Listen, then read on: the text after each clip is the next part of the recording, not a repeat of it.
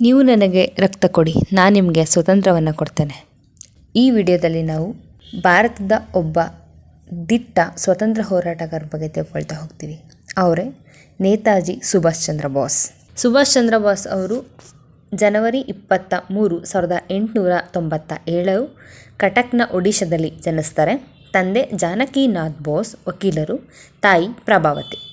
ಸುಭಾಷ್ ಚಂದ್ರ ಬೋಸ್ ಅವರ ವಿದ್ಯಾಭ್ಯಾಸವನ್ನು ನೋಡ್ತಾ ಹೋಗೋದಾದರೆ ತಮ್ಮ ಪ್ರಾಥಮಿಕ ವ್ಯಾಸಂಗವನ್ನು ಕಟಕ್ನ ರಯಾವೇಶ್ನ ಕೊಲಿಜಿಯೇಟ್ ಶಾಲೆಯಲ್ಲಿ ತಮ್ಮ ಪ್ರಾಥಮಿಕ ಶಿಕ್ಷಣದೊಂದಿಗೆ ಅವರ ವಿದ್ಯಾಭ್ಯಾಸವನ್ನು ಶುರು ಮಾಡ್ತಾರೆ. ಕೊನೆಗೆ 1919ರಲ್ಲಿ ತತ್ವಶಾಸ್ತ್ರ ವಿಭಾಗದಲ್ಲಿ BA ಪಡೆದುಕೋತಾರೆ.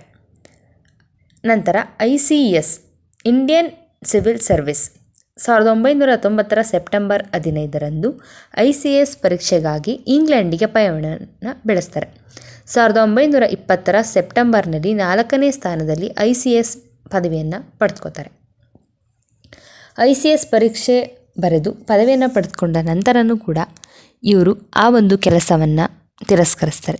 ಕಾರಣ ಬ್ರಿಟಿಷರು ಭಾರತೀಯರ ಮೇಲೆ ಮಾಡ್ತಿರ್ತಕ್ಕಂತಹ ದೌರ್ಜನ್ಯ. ಹಲವಾರು ಘಟನೆಗಳು, ಹಲವಾರು ಸನ್ನಿವೇಶಗಳು. ಪ್ರಮುಖವಾಗಿ ಏಪ್ರಿಲ್ 13, 1990ರಲ್ಲಿ ನಡೆದ ಜಲಿಯನ್ ವಾಲಾಬಾಗ್ ದುರಂತ. ರೌಲತ್ ಕಾಯ್ದೆ ವಿರುದ್ಧ ಹಲವಾರು ಭಾರತೀಯರು ಜಲಿಯನ್ ವಾಲಾಬಾಗ್ನಲ್ಲಿ ಈ ಒಂದು ಕಾಯ್ದೆ ವಿರುದ್ಧ ಹೋರಾಟವನ್ನು ಮಾಡ್ತಿರ್ತಾರೆ. ರೌಲತ್ ಕಾಯ್ದೆ ವಿರುದ್ಧ ಅಲ್ಲಿಗೆ ಬಂದ ಬ್ರಿಟಿಷರು ಏನೂ ಒಂದು ಸೂಚನೆಯನ್ನು ನೀಡದೆ ಅವರ ಮೇಲೆ ಮದ್ದುಗುಂಡುಗಳ ಸರಮಾಲೆಯನ್ನು ಸುರಿಸಿ ಹಲವಾರು ಜನ ಈ ಒಂದು ಸಂದರ್ಭದಲ್ಲಿ ಗಾಯಗೊಳ್ತಾರೆ ಮತ್ತು ನೂರಾರು ಜನ ಸಾವನ್ನಪ್ತಾರೆ. ಈ ಒಂದು ಘಟನೆ ಅವರಿಗೆ ತುಂಬ ಮನಸ್ಸಿಗೆ ನೋವನ್ನು ಮಾಡುತ್ತೆ. ಹಾಗಾಗಿ ಎಲ್ಲವನ್ನು ಯೋಚಿಸಿ ಸುಭಾಷ್ ಚಂದ್ರ ಬೋಸ್ ಅವರು ಆ ಒಂದು ಹುದ್ದೆಯನ್ನು ತಿರಸ್ಕಾರ ಮಾಡಿ ನಂತರ ಭಾರತಕ್ಕೆ ಬಂದು ಸ್ವತಂತ್ರ ಹೋರಾಟದಲ್ಲಿ ತಮ್ಮನ್ನು ತೊಡಗಿಸ್ಕೋತಾರೆ. ಭಾರತದ ಸ್ವತಂತ್ರ ಹೋರಾಟದಲ್ಲಿ ಸುಭಾಷ್ ಚಂದ್ರ ಬೋಸ್ ಅವರು. ಭಾರತೀಯ ಸ್ವತಂತ್ರ ಹೋರಾಟದಲ್ಲಿ ಸುಭಾಷ್ ಚಂದ್ರ ಬೋಸರ ಪಾತ್ರವು ಒಂದು ದಿಟ್ಟ ಮೈಲಿಗಲ್ಲು.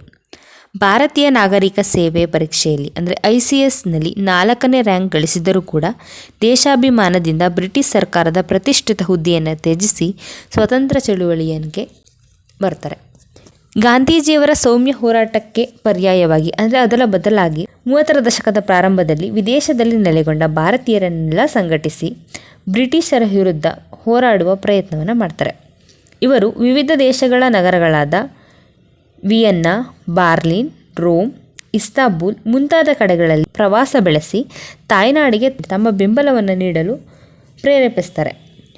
ಯುರೋಪಿನಲ್ಲಿ ಉದಯಿಸಿದ ಕಮ್ಯುನಿಸ್ಟ್ ಮತ್ತು ಸಮಾಜವಾದಿ ಅಲೆಯು ಭಾರತದಲ್ಲಿ ಕಾಂಗ್ರೆಸ್ ಸಂಘಟನೆಯನ್ನು ಕೂಡ ಬದಲಾವಣೆಗೆ ಒಳಪಡಿಸುತ್ತೆ.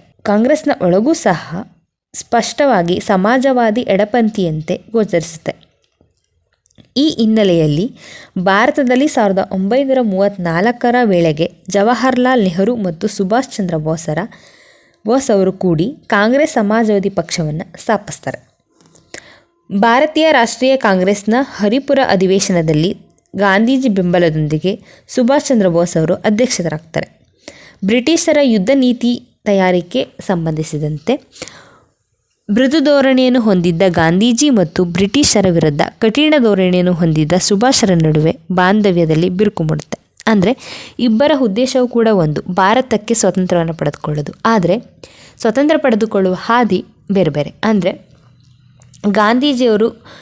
ಗಾಂಧೀಜಿಯವರದ್ದು ಮೃದು ಧೋರಣೆ ಅಂದರೆ ಅಲಿಪ್ತ ನೀತಿ ಹಾಗೂ ಯಾವುದೇ ಶಸ್ತ್ರವನ್ನು ಬಳಸದೆ ಚಳುವಳಿಯನ್ನು ಮಾಡಬೇಕು ಅನ್ನೋದು. ಆದರೆ ಸುಭಾಷ್ ಚಂದ್ರ ಬೋಸ್ ಅವರು ಶಸ್ತ್ರವನ್ನು ಬಳಸಿ ಹೋರಾಟ ಮಾಡಬೇಕು, ಯುದ್ಧ ಮಾಡಬೇಕು ಅನ್ನೋದು ಅವರ ಒಂದು ರೀತಿಯಾಗಿರುತ್ತೆ. ಸೊ ಇಬ್ಬರದು ಕೂಡ ಸ್ವತಂತ್ರ ಪಡೆದುಕೊಳ್ಳುವ ಹಾದಿ ಬೇರೆ ಬೇರೆ ಆಗಿರೋದ್ರಿಂದ ಇವರ ಮಧ್ಯೆ ಇರತಕ್ಕಂತಹ ಬಾಂಧವ್ಯದಲ್ಲಿ ಬಿರುಕು ಮೂಡುತ್ತೆ. ಗಾಂಧೀಜಿಯವರ ಅಂತಾರಾಷ್ಟ್ರೀಯ ನೆರವನ್ನು ಈ ಸಂದರ್ಭದಲ್ಲಿ ಕೋರದೆ ಇದ್ದುದನ್ನು ಆಕ್ಷೇಪಿಸ್ತಾರೆ. 1938ರ ಕಾಂಗ್ರೆಸ್ನ ತ್ರಿಪುರ ಅಧಿವೇಶನದಲ್ಲಿ ಸುಭಾಷ್ ಚಂದ್ರ ಬೋಸರು ಗಾಂಧೀಜಿಯವರ ವಿರೋಧದ ನಡುವೆಯೂ ಕೂಡ ಕಾಂಗ್ರೆಸ್ನ ಅಧ್ಯಕ್ಷರಾಗಿ ಆಯ್ಕೆಗೊಳ್ತಾರೆ. ನಂತರದ ದಿನಗಳಲ್ಲಿ ಗಾಂಧೀಜಿ ಮತ್ತು ಸುಭಾಷ್ ಚಂದ್ರ ಬೋಸರ ಭಿನ್ನಾಭಿಪ್ರಾಯಗಳು ತೀವ್ರಗೊಳ್ತವೆ. ಕಾಂಗ್ರೆಸ್ನ ಒಳಗಿದ್ದು ಬ್ರಿಟಿಷರನ್ನ ತೀವ್ರವಾಗಿ ಹಿಮ್ಮೆಟ್ಟಿಸಬೇಕೆನ್ನುವ ಸುಭಾಷ್ ಚಂದ್ರ ಬೋಸ್ ರವರ ಕಾರ್ಯ ಚಟುವಟಿಕೆಗಳಿಗೆ ಹಿನ್ನಡೆಯುಂಟಾಗುತ್ತೆ. ಸುಭಾಷ್ ಚಂದ್ರ ಬೋಸರು ಕಾಂಗ್ರೆಸ್ನ ಚಟುವಟಿಕೆಗಳು ಮತ್ತು ಗಾಂಧೀಜಿಯವರ ಕಾರ್ಯವಿಧಾನದಿಂದ ಬೇಸರಗೊಂಡು ಕಾಂಗ್ರೆಸ್ನಿಂದ ಹೊರಬರ್ತಾರೆ. ಬಂದು ಫಾರ್ವರ್ಡ್ ಬ್ಲಾಕ್ ಎಂಬ ಹೊಸ ಪಕ್ಷವನ್ನ ಕಟ್ತಾರೆ. ಇದು ಕಾಂಗ್ರೆಸ್ನ ಒಳಗೆ ಇದ್ದು ಪ್ರಗತಿಪರ ಮತ್ತು ತೀವ್ರತರ ಆಶಯವನ್ನ ಹೊಂದಿರುತ್ತೆ. ಅಂದ್ರೆ ಇದು ಕಾಂಗ್ರೆಸ್ ಒಳಗಡೆನೆ ಇದ್ದು ಬ್ರಿಟಿಷರ ನಡುವೆ ಯುದ್ಧ ಮಾಡಬೇಕು, ಪ್ರಗತಿಪರವಾಗಿ ಮತ್ತು ತೀವ್ರತರವಾಗಿ ಯುದ್ಧವನ್ನ ಮಾಡಬೇಕು ಅಂತ ಹೇಳಿ ಆಶಯವನ್ನ ಹೊಂದಿರುತ್ತೆ ಈ ಒಂದು ಪಕ್ಷ ಫಾರ್ವರ್ಡ್ ಬ್ಲಾಕ್ ಅನ್ನೋದು. ಬ್ರಿಟಿಷರ ಯುದ್ಧ ತಯಾರಿಯನ್ನು ಹಾಗೂ ಜಾಗತಿಕ ಯುದ್ಧದಲ್ಲಿ ಭಾರತದ ಪಾಲ್ಗೊಳ್ಳುವಿಕೆಯನ್ನು ಸುಭಾಷರು ವಿರೋಧಿಸ್ತಾರೆ. ಪರಿಣಾಮವಾಗಿ ಸುಭಾಷ್ ಚಂದ್ರ ಬೋಸ್ ಅವರನ್ನ ಬ್ರಿಟಿಷ್ ಸರ್ಕಾರವು ಬಂಧಿಸುತ್ತೆ. ಅಂದ್ರೆ 1939ರಿಂದ 1945 ಅವಧಿಯಲ್ಲಿ ನಡೆದ ಪ್ರಪಂಚದ ಎರಡನೇ ಅತಿ ದೊಡ್ಡ ಯುದ್ಧ ಸೆಕೆಂಡ್ ವರ್ಲ್ಡ್ ವಾರ್, ಎರಡನೇ ಮಹಾಯುದ್ಧದಲ್ಲಿ ಭಾರತವು ಬ್ರಿಟಿಷ್ ಅಂಡರ್ ಇರೋದ್ರಿಂದ ಭಾರತವನ್ನು ಕೂಡ ಎರಡನೇ ಮಹಾಯುದ್ಧದಲ್ಲಿ ಪಾಲ್ಗೊಳ್ಳುವಂತೆ ಮಾಡ್ತಿರ್ತಾರೆ. ಆದ್ರೆ ಇದನ್ನ ಸುಭಾಷ್ ಚಂದ್ರ ಬೋಸ್ ಅವರು ವಿರೋಧಿಸ್ತಾರೆ, ಇಲ್ಲ ಇದು ಮಾಡಬೇಡಿ ಅಂತ. ಆದ್ರಿಂದ ಇವರು ವಿರೋಧ ವ್ಯಕ್ತಪಡಿಸೋದ್ರಿಂದ ಬ್ರಿಟಿಷರು ಸುಭಾಷ್ ಚಂದ್ರ ಬೋಸ್ ಅವರನ್ನ ಬಂಧಿಸ್ತಾರೆ. ಎರಡನೇ ಮಹಾಯುದ್ಧದಲ್ಲಿ ಪ್ರಪಂಚದ ಹಲವು ದೇಶಗಳು ಎರಡು ಬಣಗಳಾಗಿ ಭಾಗಗೊಳ್ಳುತ್ತೆ. ಒಂದು ಅಕ್ಷ ರಾಷ್ಟ್ರಗಳು, ಇನ್ನೊಂದು ಮಿತ್ರ ರಾಷ್ಟ್ರಗಳು. ಅಕ್ಷ ರಾಷ್ಟ್ರಗಳಲ್ಲಿ ಜರ್ಮನಿ, ಇಟಲಿ, ಜಪಾನ್ ಇದ್ರೆ ಮಿತ್ರ ರಾಷ್ಟ್ರಗಳಲ್ಲಿ ಅಮೆರಿಕ, ಬ್ರಿಟನ್, ಫ್ರಾನ್ಸ್ ಹಾಗೂ ಸೋವಿಯತ್ ರಾಷ್ಟ್ರಗಳು ಬರುತ್ತೆ. ಬ್ರಿಟಿಷ್ ಮಿತ್ರ ರಾಷ್ಟ್ರಗಳಲ್ಲಿ ಇರೋದ್ರಿಂದ ಈ ಒಂದು ಅಕ್ಷ ರಾಷ್ಟ್ರಗಳ ವಿರುದ್ಧ ಎರಡನೇ ಮಹಾಯುದ್ಧದಲ್ಲಿ ಪಾಲ್ಗೊಳ್ಬೇಕು ಅಂತ ಹೇಳಿ ಬ್ರಿಟಿಷರು ಅನ್ಕೊಂಡಿರ್ತಾರೆ. ಆದ್ರೆ ಇದ್ರ ವಿರುದ್ಧ ಸುಭಾಷ್ ಚಂದ್ರ ಬೋಸ್ ಅವರು ಬೇಡ ಅಂತ ಹೇಳಿ ವಿರೋಧವನ್ನು ವ್ಯಕ್ತಪಡಿಸೋದ್ರಿಂದ ಸುಭಾಷ್ ಚಂದ್ರ ಬೋಸ್ ಅವರನ್ನ ಅವರು ಬಂಧಿಸ್ತಾರೆ. ನಂತರದಲ್ಲಿ ಬ್ರಿಟಿಷ್ ವಿರೋಧಿ ಶಕ್ತಿಗೊಳಗೂಡಿ ಬ್ರಿಟಿಷರ ವಿರುದ್ಧ ಹೋರಾಡಲು ಬಯಸಿ ಅವರು ಗೃಹ ಬಂಧನದಿಂದ ತಪ್ಪಿಸಿಕೊಂಡು ಜರ್ಮನಿಗೆ ತೆರಳುತ್ತಾರೆ. ಅಂದ್ರೆ ಬಂಧಿಸಿದ ನಂತರ ನೇತಾಜಿ ಸುಭಾಷ್ ಚಂದ್ರ ಬೋಸ್ ಅವರ ತಲೆಯಲ್ಲಿ ಒಂದು ಆಲೋಚನೆ ಬರುತ್ತೆ. ಏನಂದ್ರೆ ಬ್ರಿಟಿಷರ ವಿರುದ್ಧ ವಿರೋಧಿ ಶಕ್ತಿಗೊಳಗೂಡಿ ಬ್ರಿಟಿಷರ ವಿರುದ್ಧ ಹೋರಾಡಲು ಬಯಸಿ ಅವರ ಗೃಹ ಬಂಧನದಿಂದ ತಪ್ಪಿಸಿಕೊಂಡು ಜರ್ಮನಿಗೆ ತೆರಳುತ್ತಾರೆ. ಅಂದ್ರೆ ಇಲ್ಲಿ ಬ್ರಿಟಿಷರು ಮಿತ್ರ ರಾಷ್ಟ್ರಗಳಲ್ಲಿ ಸೇರ್ತಾರೆ, ಅವರ ಆಪೋಸಿಟ್ ಇರೋರು ಅಕ್ಷ ರಾಷ್ಟ್ರಗಳು. ಶತ್ರುವಿನ ಶತ್ರು ಮಿತ್ರ ಅನ್ನೋ ರೀತಿ ಅಕ್ಷ ರಾಷ್ಟ್ರಗಳಲ್ಲಿರ್ತಕ್ಕಂತಹ ದೇಶಗಳ ಸಹಾಯವನ್ನ ಪಡೆದ್ರೆ ನಾವು ಮಿತ್ರ ರಾಷ್ಟ್ರಗಳಲ್ಲಿ ಇರ್ತಕ್ಕಂತಹ ಬ್ರಿಟಿಷ್ ವಿರುದ್ಧ ಯುದ್ಧ ಮಾಡಬಹುದು ಅಂತ ಹೇಳಿ ಯೋಚನೆ ಮಾಡಿ ಬಂಧನದಲ್ಲಿದ್ದ ಸುಭಾಷ್ ಚಂದ್ರ ಬೋಸ್ ಅವರು ಬಿಡಿಸಿಕೊಂಡು ಜರ್ಮನಿಗೆ ಬರ್ತಾರೆ. ಜರ್ಮನಿ ಆ ಅಕ್ಷ ರಾಷ್ಟ್ರಗಳಲ್ಲಿ ಒಂದು. ಜರ್ಮನಿಗೆ ಬರ್ತಾರೆ ಇವ್ರ ಹತ್ರ ಸಹಾಯವನ್ನ ಪಡೆದುಕೊಳ್ಳೋಕೆ. ಜರ್ಮನಿಯ ಸರ್ವಾಧಿಕಾರಿ ಹಿಟ್ಲರ್ ಇವರಿಗೆ ಎಲ್ಲಾ ಸಹಾಯವನ್ನ ನೀಡುವ ಭರವಸೆಯನ್ನ ವ್ಯಕ್ತಪಡಿಸ್ತಾರೆ. ಅಂದ್ರೆ ಅವ್ರಿಗೂ ಅದು ಆಪೋಸಿಟ್ ಅಲ್ವಾ, ಶತ್ರು ಬಣ ಆಗಿರೋದ್ರಿಂದ ಇವರು ನಾವು ಸಹಾಯ ಮಾಡ್ತೀವಿ ಅಂತ ಹೇಳಿ ಹಿಟ್ಲರ್ ಅವರು ಸುಭಾಷ್ ಚಂದ್ರ ಬೋಸ್ ಅವರಿಗೆ ಭರವಸೆಯನ್ನ ನೀಡ್ತಾರೆ. ಬೋಸರು ಜರ್ಮನಿಯಲ್ಲಿ ಭಾರತೀಯ ಯುದ್ಧ ಕೈದಿಗಳನ್ನ ಸಂಘಟಿಸ್ತಾರೆ. ಅಂದ್ರೆ ಜರ್ಮನಿಯಲ್ಲಿ ಇದ್ದತಕ್ಕಂತಹ ಭಾರತೀಯ ಯುದ್ಧ ಕೈದಿಗಳನ್ನ ಸಂಘಟಿಸ್ತಾರೆ. ಆಜಾದ್ ಹಿಂದೂ ರೇಡಿಯೋ ಮೂಲಕ ತಮ್ಮ ಭಾಷಣವನ್ನ ಭಾರತೀಯರಿಗೆ ಪ್ರಸಾರ ಮಾಡ್ತಾರೆ. ಅಂದ್ರೆ ಸುಭಾಷ್ ಚಂದ್ರ ಬೋಸ್ ಅವರು ಜರ್ಮನಿಯಲ್ಲಿ ಇರೋದ್ರಿಂದ ಭಾರತದಲ್ಲಿರ್ತಕ್ಕಂತಹ ಏನು ಸಂಘಟಿತರು ಏನಿರ್ತಾರೆ ಯುದ್ಧ ಮಾಡೋದು ಅವ್ರಿಗೋಸ್ಕರ ಆಜಾದ್ ಹಿಂದ್ ರೇಡಿಯೋ ಅಂತ ಹೇಳಿ ಈ ರೇಡಿಯೋ ಮೂಲಕ ಭಾರತದಲ್ಲಿರ್ತಕ್ಕಂತಹ ಭಾರತೀಯರಿಗೆ ಯುದ್ಧ ಮಾಡ್ತಕ್ಕಂಥ ಭಾರತೀಯರಿಗೆ ಪ್ರೇರಣೆಯನ್ನ ಮಾಡ್ತಾರೆ. ಯುದ್ಧದಲ್ಲಿ ಜಪಾನಿನ ಯಶಸ್ಸನ್ನು ತಿಳಿದು ಅದರ ಸಹಾಯದಿಂದ ಭಾರತದ ಬಿಡುಗಡೆ ಸಾಧ್ಯತೆಗೆ ಸಂಬಂಧಿಸಿದಂತೆ ಭಾರತೀಯರನ್ನು ಸಂಘಟಿಸಿದ ರಾಸ್ ಬಿಹಾರಿ ಬೋಸರ ಜೊತೆಗೆ ಸುಭಾಷರು ಕೈಜೋಡಿಸಿ ರಾಸ್ ಬಿಹಾರಿ ಬೋಸ್ ಅವರನ್ನ ಟೋಕಿಯೋದಲ್ಲಿ ಸ್ಥಾಪಿಸಿದ ಇಂಡಿಯನ್ ಇಂಡಿಪೆಂಡೆಂಟ್ ಲೀಗ್ನ ಸೇನಾ ವಿಭಾಗವನ್ನ ಭಾರತೀಯ ರಾಷ್ಟ್ರೀಯ ಸೇನೆ INU ಎಂದು ಕರೀತಾರೆ. ಅಂದ್ರೆ ಜಪಾನ್ ಯುದ್ಧದಲ್ಲಿ ಯಶಸ್ಸಿಯನ್ನ ಕಾಣ್ತ ನಂತರ ರಾಸ್ ಬಿಹಾರಿ ಬೋಸ್ ಅಂತ ಏನಿರ್ತಾರೋ ಇವರು ಭಾರತೀಯಲ್ಲಿರ್ತಕ್ಕಂತಹ ಯುದ್ಧ ಮಾಡೋರೆಲ್ಲಾನು ಒಂದುಗೂಡಿಸ್ತಾರೆ. ಜಪಾನ್ ಸಹಾಯವನ್ನ ಪಡ್ಕೊಂಡು ನಾವು ಬ್ರಿಟಿಷರ ವಿರುದ್ಧ ಯುದ್ಧ ಮಾಡೋಣ ಅಂತ ಹೇಳಿ ಎಲ್ಲರನ್ನೂ ಒಂದುಗೂಡಿಸ್ತಿರ್ತಾರೆ. ಇದನ್ನ ತಿಳಿದ ಸುಭಾಷ್ ಚಂದ್ರ ಬೋಸ್ ಅವರು ರಾಸ್ ಬಿಹಾರಿ ಬೋಸ್ ಅವರ ಜೊತೆಗೆ ಕೈ ಜೋಡಿಸ್ತಾರೆ. ಯಾಕಂದ್ರೆ ಇಬ್ರು ಯೋಚನೆಗಳು ಕೂಡ ಇಲ್ಲಿ ಒಂದೇ ಆಗಿರೋದ್ರಿಂದ ಇವರೊಂದಿಗೆ ಅವರು ಕೈಗೂಡಿಸ್ತಾರೆ. ರಾಸ್ ಬಿಹಾರಿ ಬೋಸ್ ಅವರು ಟೋಕಿಯೋದಲ್ಲಿ ಇಂಡಿಯನ್ ಇಂಡಿಪೆಂಡೆಂಟ್ ಲೀಗ್ ಅಂತ ಒಂದು ಸೇನಾ ವಿಭಾಗವನ್ನ ಕಟ್ಟಿರ್ತಾರೆ. ಇದನ್ನ ನಂತರದಲ್ಲಿ ಇಂಡಿಯನ್ ನ್ಯಾಷನಲ್ ಆರ್ಮಿ, ಭಾರತೀಯ ರಾಷ್ಟ್ರೀಯ ಸೇನೆ ಅಂತ ಹೇಳಿ ಮರುನಾಮಕರಣಗೊಳ್ಳಲಾಗುತ್ತೆ. ನಂತರ ದಿನಗಳಲ್ಲಿ INU ಅಂದ್ರೆ ಇಂಡಿಯನ್ ನ್ಯಾಷನಲ್ ಆರ್ಮಿಯ ಮುಖಂಡತ್ವವನ್ನು ಸುಭಾಷ್ ಚಂದ್ರ ಬೋಸ್ ಅವರಿಗೆ ವಹಿಸಿಕೊಡಲಾಗುತ್ತೆ. ಸುಭಾಷ್ ಚಂದ್ರ ಬೋಸ್ ಅವರು ನಂತರ ದೆಹಲಿ ಚಲೋಗೆ ಕರೆಯನ್ನ ನೀಡ್ತಾರೆ. ನನಗೆ ರಕ್ತ ಕೊಡಿ, ನಾನು ನಿಮಗೆ ಸ್ವತಂತ್ರವನ್ನ ನೀಡಲು ಪ್ರಮಾಣಿಸ್ತೇನೆ ಅಂತ ಹೇಳಿ ಹೇಳ್ತಾರೆ. ಭಾರತ ಮತ್ತು 38 ಕೋಟಿ ನನ್ನ ದೇಶೀಯರನ್ನು ವಿಮುಕ್ತಗೊಳಿಸುತ್ತೇನೆ ಎಂದು ದೇವರ ಹೆಸರಿನಲ್ಲಿ ಪ್ರಮಾಣಿಸುತ್ತೇನೆ. ಸ್ವತಂತ್ರ ಗಳಿಸಿದ ನಂತರವೂ ಸ್ವತಂತ್ರ ಭಾರತ ಉಳಿವಿಗಾಗಿ ನನ್ನ ಕಟ್ಟಕಡೆಯ ರಕ್ತದ ತೊಟ್ಟನ್ನು ಹರಿಸಲು ಸದಾ ಸಿದ್ಧನಾಗಿರುತ್ತೇನೆ ಅಂತ ಹೇಳ್ತಾರೆ. ಹೀಗೆ ಭಾರತೀಯರನ್ನ ಪ್ರೇರೇಪಿಸಿ ಯುದ್ಧವನ್ನ ಮಾಡೋಕೆ ಮುಂದಾಗ್ತಾರೆ. ಭಾರತೀಯ ರಾಷ್ಟ್ರೀಯ ಸೇನೆಯಲ್ಲಿ ಝಾನ್ಸಿ ರೆಜಿಮೆಂಟ್ ಎಂಬ ವಿಭಾಗವೂ ಇತ್ತು. ಕ್ಯಾಪ್ಟನ್ ಲಕ್ಷ್ಮಿ ಈ ರೆಜಿಮೆಂಟ್ನ ನೇತೃತ್ವವನ್ನು ವಹಿಸಿರ್ತಾರೆ. ಅಂದರೆ ಭಾರತೀಯ ನ್ಯಾಷನಲ್ ಆರ್ಮಿ ಏನಿದೆಯೋ ಇಲ್ಲಿ ಒಂದು ಮಹಿಳೆಯರ ವಿಭಾಗ ಇರುತ್ತೆ.